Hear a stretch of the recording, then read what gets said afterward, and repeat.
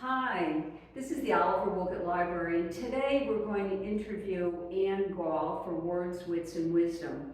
Anne has been a fundraiser and event planner over the years at Yale, at Long Wharf Theater, at Taft School, at Foreman, and then there was a point in her life when she decided to make a career change. And she's here to tell us about that, what it meant to her, how it has changed her life. So Ian, thank you for coming. Thank you. Yeah.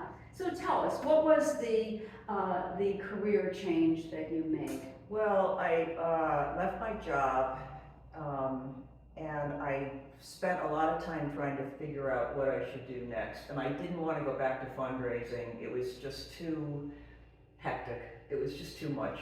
And I said, I majored in Spanish in college.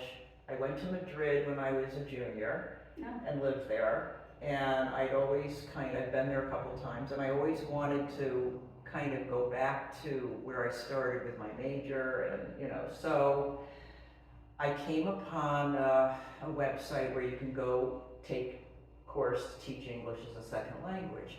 Now you can do that anywhere. I could have gone to New York City, but I thought, why don't I just go to Spain? Yeah. All right, so I ended up making the plans of going to Barcelona for a month. So this is all by yourself? Yes, I thought that ridiculously I could have the experience I had when I was 20. And that turned out to be very wrong. So I lived with a woman and her son. They did not speak English. And I lived in their small apartment with them. How did you find these people? The organization that I went through helped me get a place to live. Okay. So that was nice. So they set me up with her and with this woman and her son. And I got there, and I remember it was a rainy morning, and I got into the apartment. It was cold and damp, and they don't turn the heat on unless they need to, and it was January, and it was my birthday the next day, and I remember sitting on the end of the bed crying and wondering why I had done this. How many years ago was this? It was I did it in 2010. 2000. Yeah.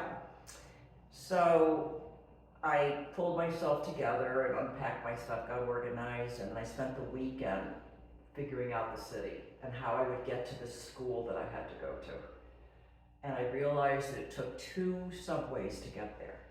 I didn't know it was that far away. So on Monday, I went, I started the classes. It took me a long time to get there. And I was the oldest person in the group, and everybody was in their 20s. So we started the classes, and by the 3rd day, they made us get up and start teaching a class. Now, these were Spanish people coming into the class, but you don't speak their language, you speak English. Oh. So I could have gone to China and done this, because you're trying to teach them English. So I spoke in English to them. The fact that I knew some Spanish was helpful, but you didn't need to be able to speak that language. How long did it take for you to get into the groove, to stop crying? It took about a week or so, but halfway through the month, I went to the director and said, I don't think I can finish. I don't think I can do this. And she goes, you're halfway there. You can do this. I mean, there was so much to do with the computers and things that the kids knew how to do that I didn't know how to do. And the commute was just grueling. And then there were days when you had to teach at night at 7 o'clock, and you didn't get back to your apartment until 9. And then you had to take a shower and get into bed and Get up for the night. and get ready to So tell me, going through to the end of the course, is that a lesson that you learned that worked for you? Yes. Is that a lesson that you really want to Well, yeah, I mean, tell people? I didn't really want to give up, but she was very encouraging.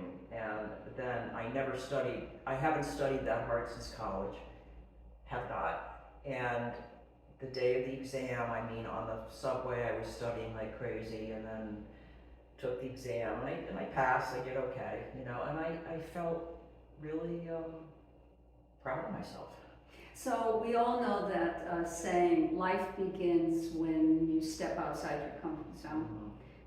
Can you relate to that? That was it for me. That's it. Has it helped you in other areas of your life?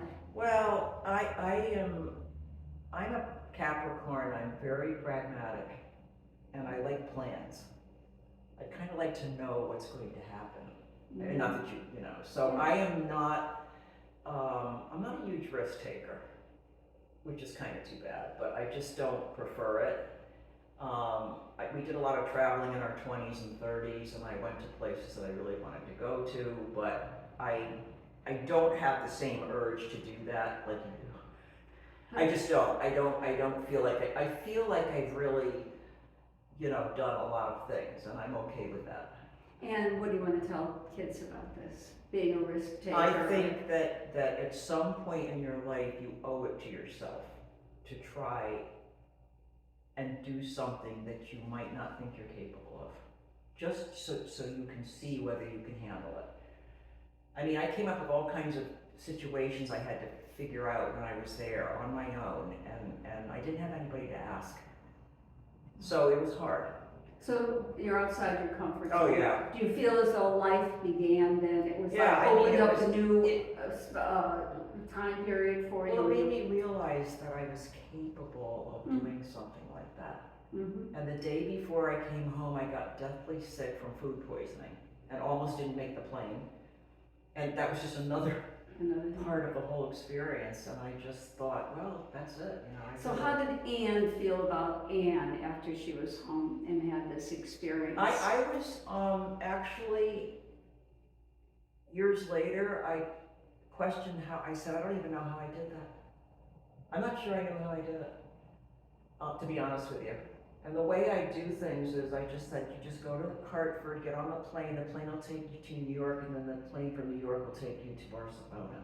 And then I just, each day was kind of a like step at a time. That's how I did it. Just a step at a time. So what, taking a risk worked for you? It did, but I'm not like, A risk taker. I'm not sure I would do that again.